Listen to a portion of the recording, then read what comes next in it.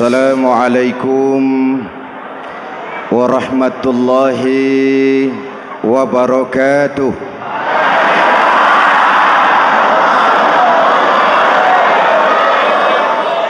Alhamdulillahi rabbil alamin. Wassalatu wassalamu ala asyrafil mursalin Sayyidina wa maulana Muhammadin wa ala alihi wa sahbihi ajmain, amma ba'du. Para ulama yang saya muliakan, hadirin hadirat ma'asyiral muslimin yang saya cintai, banyak kita alami perubahan-perubahan yang terjadi, baik perubahan yang menyangkut sosial budaya, lebih-lebih yang menyangkut sosial politik. Yang tidak banyak mengalami perubahan adalah sosial ekonomi. Bahkan angka kemiskinan kita naik menjadi 3/5 dari total penduduk kita hidup di bawah garis kemiskinan, dan 20% diantaranya miskin mutlak. Perubahan-perubahan yang terjadi menyadarkan kita kepada kebenaran Al-Quran ketika Allah menyatakan wa tilkal ayyamu nudawiluha bainan nas. Hari itu kami putar di antara manusia. Ada saat datang, ada waktu pergi. Ada hari lahir, ada saat kembali. Ada waktu dilantik, ada saat menyerahkan jabatan. Hari kami putar di antara manusia dan hidup cuma sekadar menunggu giliran. Soalnya kemudian di tengah perubahan-perubahan yang terjadi begitu cepat, what must we do now?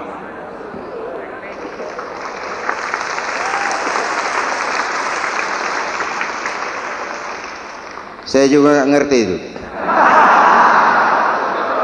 Yang penting kan penampilan.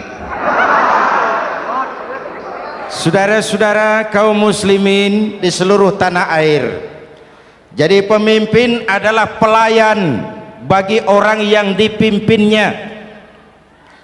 Oke lah, perbaikan ekonomi, pembukaan lapangan kerja baru kita serahkan kepada pemerintah, karena kita percaya mereka orang-orang terpilih belaka yang dipilih dengan kepercayaan akan mampu membawa rakyat keluar dari kesulitan. Amin. Tugas kita sekarang di zaman susah meluruskan akidah. Jangan sampai mbah dukun yang naik ke permukaan. Betul?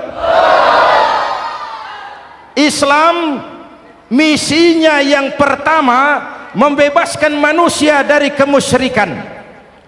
13 tahun Rasul berjuang di Mekah, menanamkan akidah, meluruskan keyakinan, membentuk iman. 13 tahun membebaskan manusia dari belenggu kemusyrikan. 13 tahun menanamkan la ilaha illallah Muhammadur Rasul dengan seluruh konsekuensinya. Kalau saya yakin tidak ada Tuhan selain Allah, saya tidak akan minta tolong kecuali hanya kepada Allah. Saya tidak akan pernah takut kecuali hanya kepada Allah. Saya tidak akan menggantungkan hidup kecuali hanya kepada Allah. Saya tidak akan minta rizki kecuali hanya kepada Allah. Saya tidak akan melarikan persoalan kecuali hanya kepada Allah. Kalau konsekuen dengan keyakinan ini, mbah dukun nggak dapat tempat.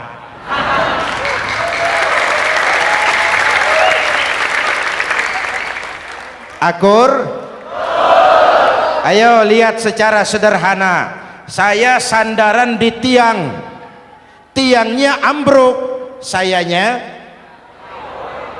jatuh. Saya sandaran di tembok, temboknya runtuh, saya juga runtuh. Saya sandaran kepada orang kaya, dia jatuh miskin, saya bangkrut. Saya sandaran kepada jenderal, dia pensiun, saya selesai. Tapi kalau saya sandaran hanya kepada Allah, Allah tidak akan pernah miskin, Allah tidak akan pernah lumpuh, Allah tidak akan pernah terpuruk, dan Allah tidak akan pernah berkurang kekuasaannya.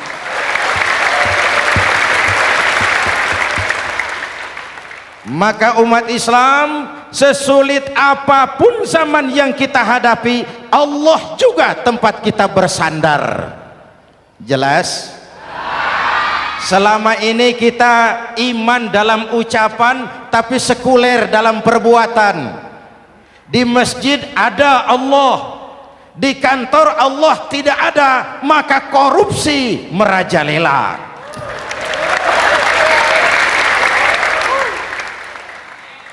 Di masjid ada Allah, di pasar Allah tidak ada, maka timbangan tetap curang.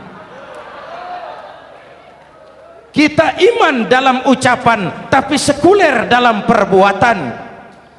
Oleh karena itu, sesulit apapun zaman yang kita hadapi, iman jugalah pegangan kita, Allah juga tempat kita bersandar. Boleh zaman berubah, akidah jangan sampai goyah. Karena iman kita hidup, untuk iman kita berjuang, dan dalam iman kita ingin kembali menghadap Allah Subhanahu. Selama ini manusia Indonesia kita lebih banyak diisi otaknya, hati sering kosong, agama dangkal, akidah rapuh, moral rendah. Memang kemudian muncul banyak orang-orang pintar, cuma sayang tidak benar. Indonesia kita bangkrut, Indonesia kita terpuruk, Indonesia kita sakit parah kalau diurus orang yang cuma pintar tapi tidak benar. Kita perlu orang-orang pintar, tapi kita lebih perlu orang benar. Jelas? Kalau cuma pintar tapi tidak benar, itu yang sering saya sampaikan, nanti disuruh ngurus beras malah nimbun beras.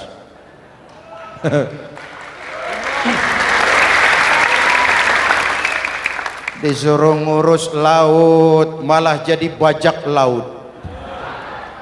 Disuruh ngurus hutan rame-rame jadi orang hutan. Jutaan hektar hutan Indonesia kita ini merupakan kekayaan sumber daya alam kita yang harus digunakan bagi sebesar-besar kemaslahatan rakyat.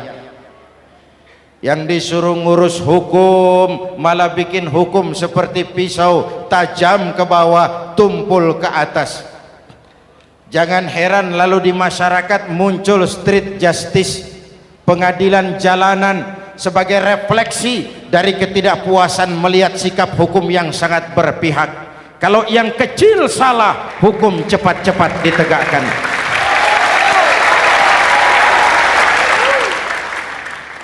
Lihat saja sekarang ini, kalau orang terkenal banyak uang punya masalah, antri yang bela. Betul?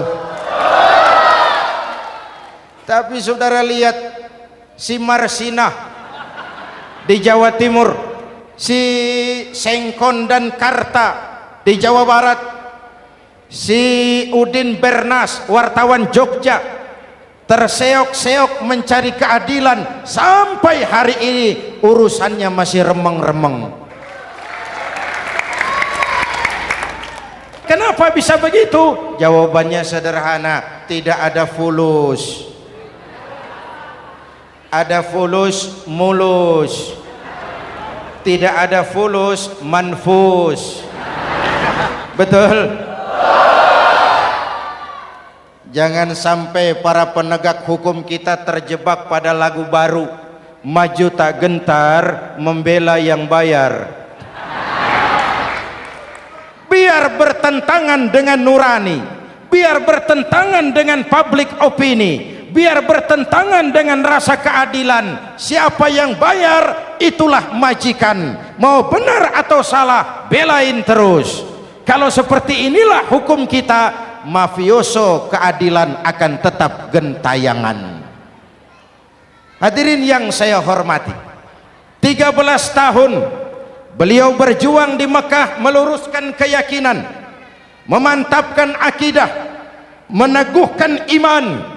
Dari situ segalanya dimulai dan ke situ segalanya akan menuju. Intan paling mahal, mutiara paling berharga tidak lain adalah nilai-nilai keimanan. Kalau itu sudah tergadai, apalagi yang bisa kita banggakan dalam kehidupan ini?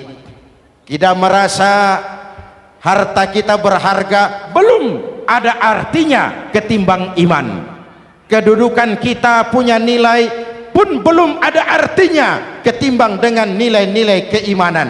Itu intan paling mahal, itu mutiara paling berharga. Harta baru ada manfaatnya kalau dilandasi dengan iman. Jabatan dan kedudukan baru terasa gunanya kalau dilandasi dengan keimanan. Kalau jabatan lepas dari iman, yang akan lahir Fir'aun baru. Jelas? Kalau harta terlepas dari iman, yang akan muncul adalah konglomerat korun. Kalau ilmu pengetahuan terlepas dari nilai dasar keimanan, maka yang akan muncul adalah ilmuwan pelacur yang menyalahkan yang benar, membenarkan yang salah untuk kepentingan pribadi. Dan kondisi seperti itu tidak akan membuat kita makin sehat. Oleh karena itu, pada kesempatan ini, pesan pertama saya, menghadapi zaman susah, tetap jaga akidah, tetap pelihara keyakinan.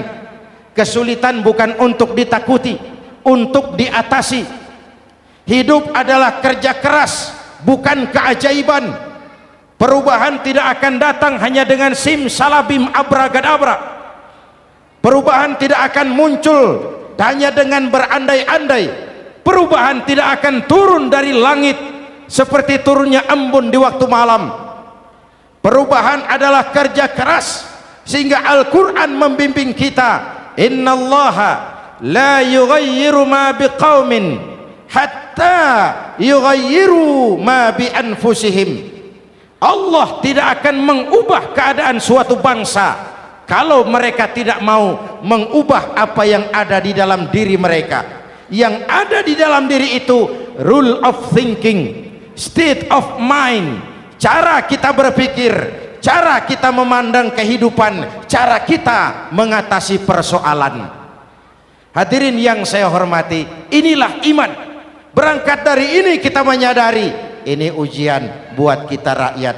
Dan kita rakyat Indonesia ini kalau sama susah sih sudah kenyang. Ya Pak? Ya Pak? Kita ini sebagai bangsa mengalami apa yang disebut oleh Bung Karno up and down, naik turun, timbul tenggelam, pasang surut. 350 tahun dijajah oleh Belanda, kita susah. Berangkat Belanda masuk Jepang, susah lagi. Pergi Jepang, datang nikah, susah lagi. Lalu kita merdeka, dirongrong oleh berbagai pemberontakan, susah lagi. Makan bulgur, antri minyak. Lalu PKI berontak, susah lagi. Muncul orde baru, lama-lama susah lagi. Orde baru selesai, naik reformasi, mulai repot nasi, susah lagi.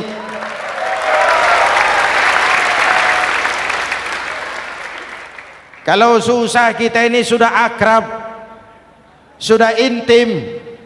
Mestinya kalau sudah susah seperti itu, jangan salah sikap menyikapi kesusahan. Jangan sampai kita potong kompas, ambil jalan pintas, terjebak menghalalkan segala cara. Itu tidak akan menguntungkan, itu tidak akan menyelesaikan. Kalaupun selesai, nampaknya penyelesaian sesaat, dan penyelesaian sesaat bukan penyelesaian yang sebenarnya. Karena itu tetaplah dalam koridor keimanan. Boleh zaman berubah, akidah jangan sampai goyah. Silahkan masa berganti, tapi keyakinan jangan mati. Sekali la ilaha illallah sampai tetes darah paling penghabisan, tetap la ilaha illallah. Sanggup? 3 orang. Sanggup? 21. Sanggup? Kalau sanggup kita harus konsekuen. Saudara-saudara di seluruh tanah air, misi yang kedua dari Islam setelah membebaskan manusia dari kemusyrikan, membebaskan manusia dari ras diskriminasi, mengikat manusia dengan tali akidah. Sebelum Islam datang, manusia dibedakan oleh warna kulit, manusia dibedakan oleh faktor keturunan, manusia dibedakan oleh faktor harta dan benda. Adalah Rasul yang mengajarkan, innallaha la yanzuru ila suwarikum wala ila amwalikum walakin yanzuru ila qulubikum wa a'malikum. Allah tidak melihat potonganmu, Allah tidak melihat hartamu. Yang Allah lihat itu adalah hatimu dan amal perbuatanmu. Jauh sebelum Amerika teriak-teriak membanggakan apa yang mereka sebut sebagai Declaration of Independence, Nabi sudah mengajarkan kepada kita semua, annas kulluhum li Adam wa Adam min turab la fadla li arabiyyin ala ujamiyyin illa bittaqwa.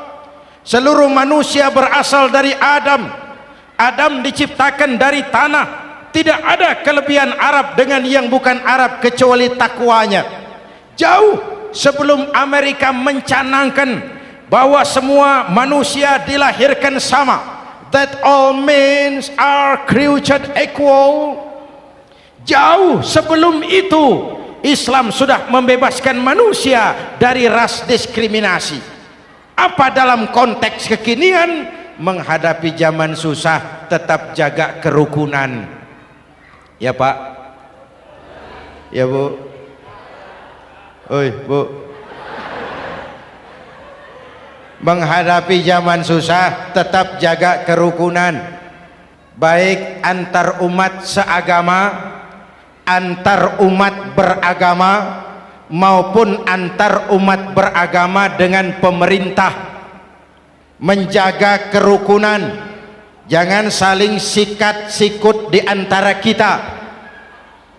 Sebab kalau sudah rukun, saya ajak berhitung, 1 ditambah 1 sama dengan, itu matematika namanya, hasilnya pasti. Tapi angka sosial hasilnya aneh. Saya ubah jadi angka sosial. Ayo kita berhitung lagi. 1 orang takut ditambah 1 orang takut sama dengan 2 orang setengah berani. Kenapa setengah berani? Karena sudah berdua. Tadi kan takut sendiri. Kalau sama-sama takut berkumpul jadi setengah berani.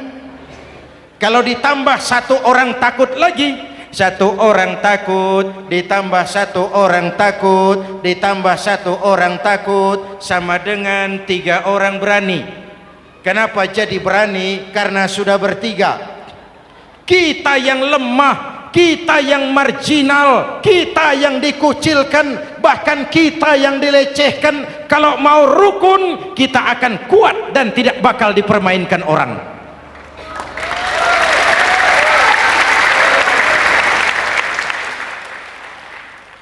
Tapi kalau rukunnya yang satu mau menikam yang lain, saya ajak berhitung lagi. Yuk berhitung yuk. 1 ekor ayam ditambah 1 ekor musang sama dengan 1 ekor musang. Kemana ayamnya? Dimakan musang. Betul nggak nih hitungan? Ayo kita hitung lagi. 1 ekor ayam ditambah 1 ekor musang sama dengan 1 ekor musang. Kemana ayamnya? Dimakan musang. Jadi kalau kita suka kumpul dengan orang yang mau makan kita, selesailah kita.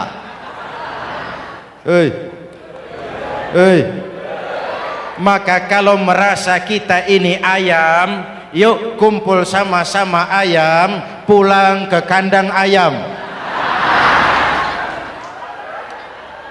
Kalau ada ayam kumpul ke kandang musang, itu namanya ayam minum baygon.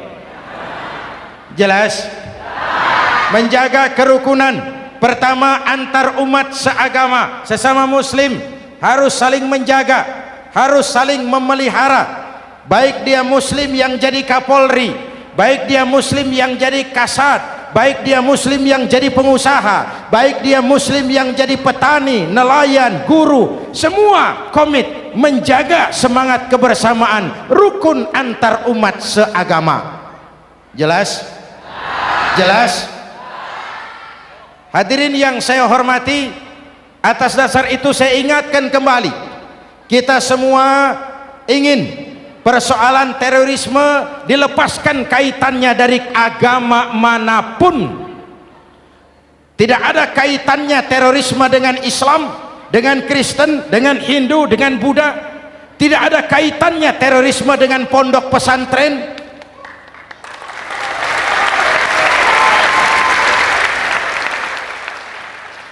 Jangan sampai pesantren jadi kambing hitam. Karena sejak zaman penjajahan, pesantren sudah terbukti memberikan kontribusi bagi perjuangan memerdekakan rakyat Indonesia. Rukun antar umat seagama.